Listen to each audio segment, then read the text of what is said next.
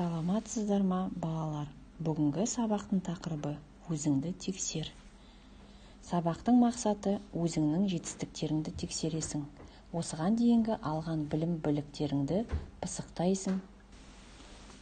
Бөлімдер бойынша берілген тапсырмаларды орындаймыз.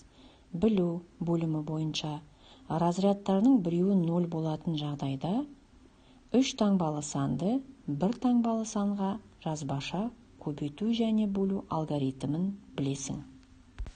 Оқулықта берілген бірінші тапсырманы орындайық. Баған түрінде жаз және есепте. Түсіну бөлімі бойынша жазбаша есептеп, дұрыстығын тексере аласың. Оқулықта берілген тапсырманы баған түрінде жазып және есепте, дұрыстығын тексер. Қолдану бөлімі бойынша разрядтарының біреуі 0 болатын жағдайда 3 таңбалы санды 1 таңбалы санға жазбаша көбейту және бөлудің алгоритмін қолданасың. Үшінші тапсырма. Баған түрінде жазып, амалдардың орындалу реті бойынша өрнектің мәнін тап. Талдау бөлімі бойынша санды өрнектерді салыстыра аласың.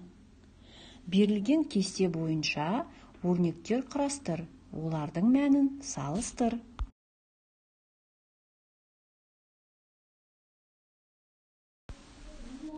Жинақтау бөлімі бойынша 3 амалдан тұратын есеп құрастыра аласың.